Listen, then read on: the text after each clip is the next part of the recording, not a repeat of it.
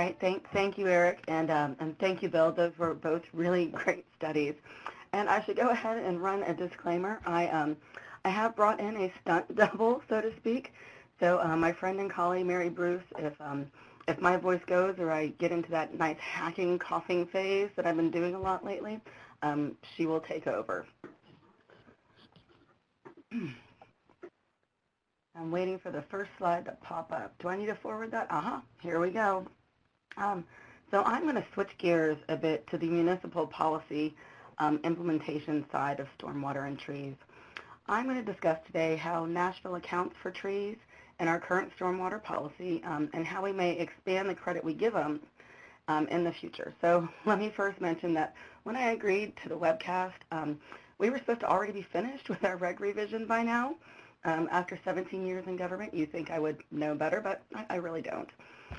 We are now hoping for a spring 2020 effective date. So as a result, our policies have not been completely finalized, but I'll bring you through our process and our progress to date, and then I'll round out the talk with other urban forestry efforts in Nashville that impact stormwater and trees. Okay, so first let me talk a little bit about the development pressures that Nashville, as many other cities right now, are struggling with. As you can see by this graph, Nashville's population has been growing steady for the past 18 years, and we've experienced an over 20% increase since the year 2000. So 2013 was a banner year for Nashville. The New York Times claimed we were an it city, and here's the cover of that article on the right, and you know Elvis, because you always should have Elvis in a presentation.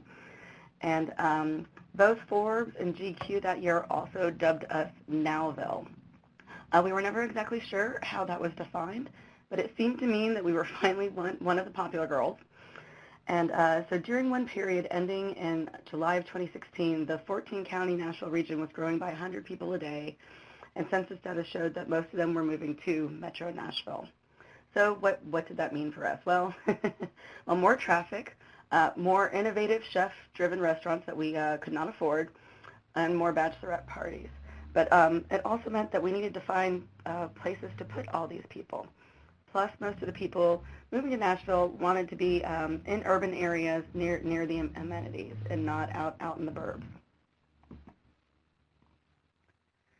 So one solution was that cranes sprung up all over the city, and we started building more condos and more apartments in and around downtown. But not everyone was interested in high-rise living, and we started packing them into existing neighborhoods near the urban core. We know in stormwater and in planning and all those things that increased density is an effective way to house more people and drive your population growth to already developed areas away from greenfields and to try to prevent sprawl. And with proper planning, you can balance growth and environmental impacts. However, that isn't necessarily what we did. And unfortunately, one of the results of this redevelopment was the loss of mature trees. This slide up here shows aerial photographs of a neighborhood in Nashville called the Nations, where we have really started increasing our housing density. As you can see by these two photos, in just over a 5-year period, one in 2014 and one in 2019, a lot of the mature trees were cut down to build what we call tall skinnies. And on top of that, our development regulations only require one new tree per 30 feet of street frontage, which does not come close to compensating for the canopy lost. Plus, with the increased development, not necessarily accompanied by an adequate jump in metro staffing, even the sparse tree planting was not uniformly enforced. So this resulted in even lower tree replacement than we had intended. So also during this period of rapid development, I was contacted by one of our council members who is a really passionate advocate for trees, who is in a different neighborhood than the one on the previous slide. And she was concerned, and the neighbors were concerned, that a large tree was going to come down for the installation of a bioretention area at a new development. And they were hoping that we could waive that bioretention area to save the tree. So I pulled the plans to look into it, and it turns out that the tree was not really coming down because because the mean stormwater department was requiring water quality. It was coming down because they were squeezing 6 residential units onto a lot. However, that was not the impression given by the developer to the concerned citizens. So hopefully you can see my arrow, but that's an aerial photograph of the development with the 6 units and the shared parking. And in red, the red circle shows the area where the tree was, but the bioretention area was going in. So the before slide shows the picture of the tree before and after the development. I should, on a side note, mention that this development managed to save more right-of-way trees than a lot of developments do, but they had to go ahead and remove that tree to build the bioretention area. But it left us with the bigger question, could a single tree really contribute to our stormwater quality requirements? And if a community, more importantly, if a community wants to preserve their tree canopy, should they do it through water quality and stormwater regs, or should they go through another mechanism? So also during this time, our department started receiving complaints about trees coming down in these neighborhoods and a potential increase in stormwater runoff, which of course is a very valid concern, especially in the older neighborhoods that were originally developed with minimal stormwater infrastructure and are now seeing large increases in impervious areas. Previously, runoff in those neighborhoods was handled by smaller houses on larger lots, and that's no longer the case. But we didn't have anything in our regulations at the time to increase or to account for the increase in quality for residential infill development. The bulk of our stormwater regulations deal with commercial, industrial, or large multifamily developments that disturb greater than 10,000 square feet. So back in 2014, we created a new single-family residential infill permit to help address the stormwater concerns in neighborhood redevelopment. It established requirements that started at a net increase of 800 feet of additional imperviousness on a lot. They basically take into account what imperviousness was there before, what they're building now, and you just look at the net. So these requirements were designed to address stormwater quantity and quality, but they didn't contain any policy regarding trees. But since this was an area that we were losing a lot of mature trees, and it was pretty concerning to the neighbors, and we went ahead and decided to look into developing a credit to help encourage tree preservation. So we searched around for what other communities were doing. There's no point reinventing the wheel in government. And we based our credit off of Portland because, they seem to do everything better. And our credit allows for a 50 square foot reduction in the impervious area requiring treatment per 6-inch tree that is saved. The trees have to meet certain requirements. They have to be healthy. They can't be Bradford pears or ash trees. They need to be protected during construction, and they can only count for up to 20% of the impervious area requiring treatment. That way, if something happens to the trees, we still have some water quality treatment on the site. And just to give you an idea of how popular this credit has been, and out of the over 7,700 single-family residential infill permits we have issued since we began in 2014, only 10 have used the credit, and that's 10 permits, not 10%. So we think there are a couple of main reasons for this. First, it's really difficult to protect a large tree to the drip line and the limited space available on these lots, especially with the density they're putting in. And when you take into account the utilities that are installed, it was just more trouble to keep the tree for that small amount of credit. And then the other reason is these trees really take up valuable real estate and sometimes are going to be at least half the size of the home being built, and most developers don't want to give up that profit. Now I'm going to switch gears a little bit and actually talk about a more successful side of how our stormwater policy incorporates trees. Excuse me. Our post-construction water quality methodology for development is based upon a site-weighted runoff coefficient. So basically you take the different types of surfaces and soil types and average their effectiveness at infiltrating water.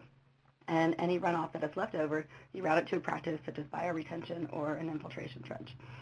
So this methodology allows us to take into account the stormwater mitigation provided by open spaces. And if those open spaces are forested, it can really have an impact on the water quality volume you're required to treat. So for example, or a simplistic example, if you were developing a 1-acre site and you decided to preserve forest on 1/4 of the site, it would reduce your water quality treatment volume by 30%. So for some sites, that could be a reconfiguration. It could be adding additional floors or maybe even a parking garage. And assuming that the water quality would be provided by a regular, not too fancy bioretention area, that could be a savings of over $38,000 for the water quality construction. We also allow sites to plant trees at a high density and use an adjusted runoff coefficient. It's not as high of a credit as we give for an existing forest, but it's better than you get for turf. The reforestation area must be at least 5,000 contiguous square feet and be planted at a density of 300 large canopy trees per acre. But we do allow substitutions for understory trees and shrubs if they want to come in with a different planting plan. But in the end, this area must be protected by an easement or a deed restriction, so we need to make sure that it's not converted to a parking lot at a later date. So now you may be asking yourself, well, hey, what if I route the water to these forested or reforested areas? And so we do, we also allow that to be used as what we call a green infrastructure practice, which is can also be known as a stormwater control measure, or if you're really old school, a best management practice. But the practice itself is called sheet flow to conserved natural areas, and it could almost earn our full water quality requirement of 80% runoff reduction. There are another number of conditions in the specification to make sure the water enters as sheet flow and it does not concentrate, and so that's just to ensure you get the maximum infiltration and you don't cause any erosion. So this specification can be used for both existing forests or areas replanted under our reforestation spec I just discussed. So another way we integrate trees into our stormwater regulations is that for a bioretention area to meet our full water quality credit, 1 tree should be planted for every square 100 feet of bioretention surface area. So this helps take into account the additional interception, infiltration, and transpiration provided by trees. So maybe in the future we can come up with a forest bioretention specification that requires certain species, maybe noted for their stormwater mitigation, or even require a high density of trees for credit. But that's not in this revision, but it's something that we will put on the back burner to consider. Excuse me. So as I mentioned at the beginning of the presentation, we are in the process of revising our stormwater regulations, and one of the items we're trying to determine is if we should give trees more credit than we're already giving them, and also if and how we can credit individual trees, those big trees that people really would like to see stay in these neighborhoods. So this topic has been given more consideration of late because of the canopy laws, and because the canopy loss is in these urban existing neighborhoods. We have had development for years on the outskirts of the city that has taken down large tracts of forest, unfortunately, but those aren't quite as visible as the big trees coming down in people's neighborhoods. And so council members are receiving more complaints. But we also have to keep in mind that if we give individual trees too much credit, it can come with problems. Most important of which is what happens if the tree dies and we've given it credit. Planting new trees may not provide all the same benefits as a mature tree, or there may not be room on the site to plant that equivalent amount. And then finally, who's going to be the tree police? We are already at capacity with our post-construction inspection and management program. We currently only have 2 inspectors that manage 5,000 SCMs that we track, stormwater control measures that we track here in Nashville. So having trees on their list may not be the most popular thing. But in order to determine what other options for stormwater tree crediting we should look into, I watched a great webcast from the Center for Watershed Protection in the U.S. Forest Service, and I brought that information over to our review engineers for consideration. and on the slide you'll see a screenshot of the companion document, which I highly recommend. They really break down the different mechanisms for accrediting trees well. It's really important for us to get the buy-in from our review engineers. One, because they have to teach the design engineers how to use it. Two, they review the plans for compliance with it. And three, they have to enter it and track it in our system. But also mainly because we need to keep it simple. We want our engineers to recommend it to people as something to use. The first thing we looked into was using a calculator that was similar to the one in the webcast called the Stormwater Performance-Based Credit for Tree Planting. We would then use that. We have a site design tool, and we would use that calculation to plug it into a spot on that tool that would operate similar to our existing cistern tool that tracks kind of the volume removed by a practice.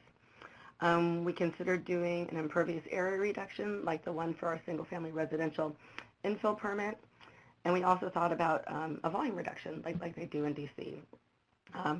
As we discussed it more, we figured out that we would want something that would just simply fit into our current methodology, an LID, a site design spreadsheet. Plus, we were already a month behind in our reg revision, and it might be too much to create a new green infrastructure practice. And then, we have to think that we already have a mechanism to credit for us, and maybe this could just be an expansion.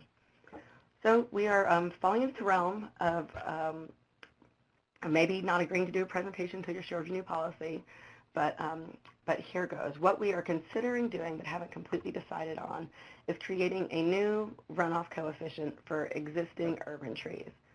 It'll fit into our current methodology, and it should only require a couple tweaks to our LID tool. So as shown on the table 2 in this slide, the coefficient itself would fall between the coefficients for turf and forest cover. So how it will work is the new runoff coefficient can be used for the area under the tree canopy, which is an improvement for the runoff coefficient for turf, which is what these areas are currently counted on. It's not a lot, but it can be scientifically justified, and it will build on the other credits we have. And it may, in some cases, be enough to shave off the water quality volume required to appeal to the developer into saving that tree. And then if that tree goes away for whatever reason, we can go and work with property owners on a replanting density appropriate to achieve similar runoff benefits. So we're still wading into these details. It would need an arborist certification to make sure the tree is healthy. We need an accurate assessment of the canopy covered. And we also have to figure out how to track this in our database to make sure that these areas are protected during construction. And I'm sure there are a lot of other things that are going to come up, as they always do, when we put forth a new policy, but I think it's really important that we are considering this. So circling back to the root of the problem, so to speak. So Nashville has experienced enhanced canopy loss primarily through development, and we have not done an adequate job protecting existing trees and planting new ones. Letting trees count towards stormwater quality requirements can get you partly there, but unless a developer wants to protect that tree to the zip line, that they may lose area. So tree preservation, for the sake of tree preservation, should probably be handled through a code requirement and not stormwater regulation. Stormwater can assist, but we can't make a site choose trees as their stormwater control measure because we have a whole slew of other things that meet our water quality requirements. But along these lines, I'm happy to say that Nashville has taken a big step to help improve our tree canopy by passing some tree legislation last year. It increased the tree density requirements on a development site by 57%, and it gave more credit to saving existing trees. Now, we hope this is a first step towards an eventual comprehensive overhaul of our tree policy, and there are people who are working on new tree legislation that may require more tree preservation. However, that does require a lot more vetting. And to help on the canopy restoration side, Nashville has launched the Root Nashville campaign in 2018 with the goal of planting 500,000 trees by the year 2050. We already counted 7,000 trees, so only 493,000 to go. So here's an image taken from the program and that we are using to track the trees within the campaign, and the users can input the size and the species and also associate it with a certain program that planted the trees, and the tracking system will calculate the benefits and of all the trees planted, and we should be able to use that to earn money and raise funds for planting more trees. And then so finally, I may be biased. Well, I'm sure I'm biased, but one of the best steps Nashville has taken in the last couple years to strengthen our urban forestry efforts is the establishment of an urban forestry base in the Stormwater Department. As with a lot of cities, Nashville's urban forestry efforts have been siloed in different departments. Parks handles trees, well, mostly on parks. Public Works has the right-of-way trees, but they are just mainly storm response and sightlines, not replanting. We have urban foresters and codes that regulate trees on development sites. General Services has a green infrastructure manager, and planning, oversees policies that recommend where and how trees should be integrated into our built environment. But we don't have a uniform urban forestry department. So we've been paying a lot of attention to trees, but not really in a unified manner. So a couple years ago, our administration decided that we should start an urban forestry coordination program housed within the Stormwater Department. It's really easy to prove a stormwater return on investment for trees, plus our stormwater, we have a stormwater user fee that can provide some consistent funding on urban forestry. One of our first steps was to start having monthly meetings with all the departments that oversee trees, and just getting together and talking about the issues we face has already brought out new policies and better management. Of course, we're going to have to step this up considerably in coming years, but it's a start. Our next step is we really need to start figuring out exactly what we are managing. So we had our GIS department update our 2008 urban tree canopy study with 2016 data, and we're hoping to do the next assessment in 2021. We would like to split the cost of LIDAR for the study with other departments or agencies, hint, hint, in case anyone out there is listening. And then to get a handle on metro trees, we have started a right-of-way tree inventory and are tracking so far over 25,000 trees in TreeKeeper after the first year. And more importantly than that, we're tracking potential planting sites. So we're going to then be able to use that data to plan where trees need to be planted, and circling all this back to stormwater, because it is the most important thing, where we can plant those trees to help mitigate stormwater runoff. And then we hope that by quantifying all these benefits to trees, we will be able to grow our urban forestry program. We hope to have a new arborist on board soon to help with all these efforts, and then we will probably need to hire others. So then maybe in a few years, you will have a new Nashville presentation that you'll be watching in a webcast with lots of supporting data on how trees are helping us meet our stormwater goals. And so that is all I have.